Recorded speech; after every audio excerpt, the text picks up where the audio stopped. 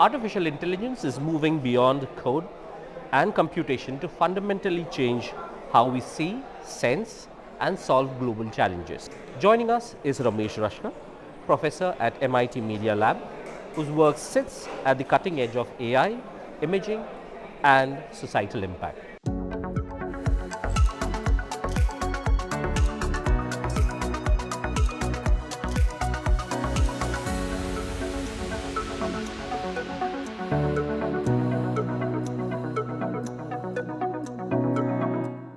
Professor Raskar, great to have you with us.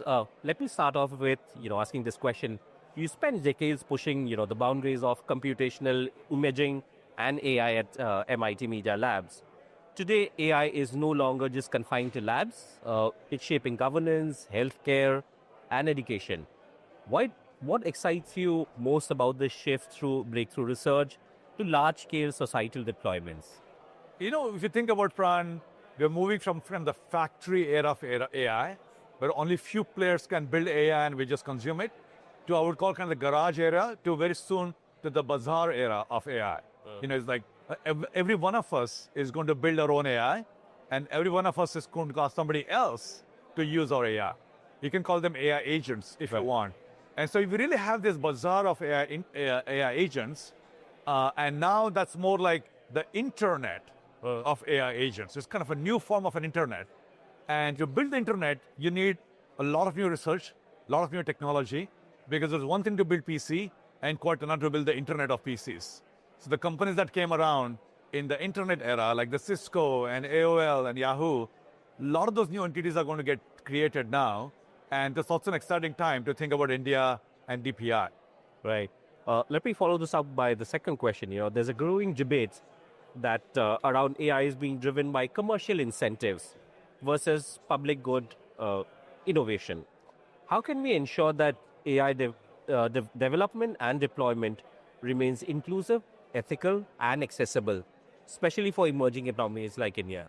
That's a great question because, as I said, in the factory era of AI, the assumption was there will be only 4 or 5 companies that will build large models and we'll just use them. A lot of the emphasis on making sure that those 5 companies are doing the right thing. Sure. But in the internet era, the internet of AI agents era, the responsibility and opportunities shift to the masses. And so we really have to think about this as you would do with other forms of DPI, like identity and trust and authentication and market manipulation and all those things. So, the conversation should really shift now to the internet era. And the problems still remain, whether it's bias or inclusion or misinformation. Those problems are only going to get more complicated when everybody can create their own AIs. So it's a difficult era for sure. Right. And that's why it's important to put all the guidelines, all the guardrails up front, as opposed to waiting for this internet era of agents to already be up and running. And who should make these guidelines? Who should put the guardrails in place? Is it the government? Is it academia? Is it the industry? I mean, the obvious answer is everybody. But I think there's a lot of learnings from Aadhaar and UPI and ONDC and DigiLocker and so on. And these organizations, these protocols, have not only created a more democratic, a more level playing field, but they've also brought in good oversight, good auditing, good regulation, and also observability on what's going on. So I think having a DPI-like infrastructure is going to be very key for the next generation of the internet of AI agents. Right. Do the regulatory framework around the world understand, the speed at which AI innovation is taking place to be able to, catch up in terms of regulations? I think there's a lot of regulatory framework, but they have been focused on the factory era of AI, trying to see how we can regulate these few players that are out there. But as I said, the problem has already shifted now, and we have agents in everybody's pocket. Every one of us is going to create our own AI. So regulating that, it'll be regulating more like stock market than regulating, 5 companies. Right. As generative AI systems become more capable, what unique human skills would become more valuable? Should education systems fundamentally then rethink how we train the next generation? This is a very important question, Pran, because in the factory era of AI, there is a risk that there'll be exactly one math teacher for the whole world. Right. There'll be exactly one diabetic expert for the whole world. And every one of us, all the experts, all the teachers, all the knowledge workers will just use model given by one of these 5 companies and just use that. I call it kind of the intelligence slavery. They will be slaves to these big models, and they are the masters. But I think the opportunity here is that in the bazaar model, every one of us will have our own AIs. So we will have the agency, we will have the power, we will have the opportunities to create our own representatives in the digital world. Right. And when that happens, I think everything that you mentioned, how do you skill the population? How do you build new hospitals? We'll get a lot of education without building schools. We'll get care without building hospitals. We'll have financial systems without more banks.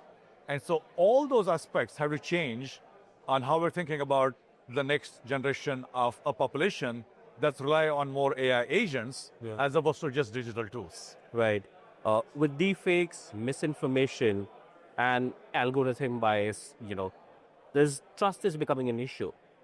As we go on with increasing amount of AI adoption, from your perspective, what are the most urgent technical and policy interventions needed to build trustworthy AI at the moment? I think the problems you mentioned in misinformation and bias and algorithmic bias are again in the factory era of AI. Unfortunately, going to get worse as time goes on when we are in the market of AI agents, in the internet of AI agents. So the checks and balances is going to start looking like how we would score restaurants after we go to. Right. So there's going to be network score, the network reputation, a network trust, that's all interconnected as opposed to some agency or some kind of regulatory body giving scores and permissions and so on. So it's going to be, a very decentralized approach to many of these problems. But I agree with you, that's going to get more and more complicated. So you're spearheading something called Project Nanda. What is that all about? So yeah, Project Nanda is a massive effort that came out of a lab at MIT. And Nanda stands for Network AI Agents in Decentralized Architecture. I know that's a mouthful, but as you know, Nanda also means joy, also name of my sister. And Nanda, I think of Nanda as kind of the World Wide Web Consortium for the Internet of AI agents. Because we need to think about the whole stack. We need to think about, the domain name service. Like today when you type yahoo.com, how does your browser go to the right website? Who figured that out? So you need some kind of a telephone exchange that figures out for every name of an AI agent, how do you go to the right agent? If I say, use the ICICI Bank agent, how does it make sure that it's actually talking to the right ICICI Bank and so on? So you need like a phone book to install all of that. We need certification, we need attestation. So Project Nanda is all about creating this extremely massive framework. And in India, we're working with Kumbh Mela. And our goal is to have an AI agent for every pilgrim that comes to Kumbh Mela. And with that, we also want to create an AI agent for every citizen, 1.5 billion AI agents that are doing that. So the goal of Project Nanda is to really think about the AI and AI agent technology and how it will be democratized and how it will play a role in general society, not just for the techies, but for everybody in the world. Right. So the next Kumbh is in Nashik. Are you doing any work around? Yes. So we are working with the Nashik government, and we are very blessed that their leadership, their dynamism, the Chief Minister of Maharashtra, they're all working very hard to make the next Kumbh Mela a very digitally savvy that celebrates the culture, but also makes it very convenient for all the pilgrims. Kind of a combination of spirituality and innovation. And so we're playing a small role in the whole Kumbh Mela effort to see how we can create AI agents, an agentic Kumbh Mela as opposed to just a governed Kumbh Mela. How will this help the pilgrims? So think about the experience layer, so the food and travel and housing, language and payments. These are all very complex issues that are usually handled by the private sector. And the government sector does a very good job on the infrastructure, but everything else that I just mentioned happens in an unorganized economy. And our goal is to see how that can become, this multi-sided marketplace. How can we make it more efficient, more secure, more visible, and so on. And as long as pilgrims and visitors are able to interact with the vendors and all the services, in a very convenient manner, that data layer also plays a role on the governance, because if everybody's pre-registered, for example, if everybody's able to share their GPS coordinates in a consented manner and so on, that also helps the management of the Kumbh Mela because then they have the bird's eye view of what to do. So, if you have Sita Bai coming from Patna, she just picks up the phone and say, "Mujhe to Nashik jana hai Kumbh Mela ke liye, main kya karu?" Everything, all the agents start working on her behalf. She wants a seat on a lower berth. For railway, she's pre-diabetic. She wants to make sure she gets certain kinds of food. All those things start working for her on both sides. Wonderful. I think that sounds wonderful. Last question would be, India's positioning itself is a global AI powerhouse. What structural advantages that India have in this race? And what are the critical gaps that India needs to address? India has so many benefits. As I said, the digital public infrastructure, identity, payment rails are very critical, and they're going to have dividends over time because of all the investment that has gone in. And as I said, factory of AI is very different than the internet era of AI, and teams in DPI were actually built for the internet era for sure. That's one benefit, having DPI. The other benefit is that the diversity also becomes a massive data source for AI, right? And the problem is how do you capture that data in a meaningful way? And I think, again, agentic AI allows everybody to participate in this AI economy. So I would say having DPI and having the diversity are two massive benefits, massive advantages that India has. Right. Great. Thank you so much for speaking to us, Professor Raskar. It was a pleasure. Thank you, Prime. Thank you.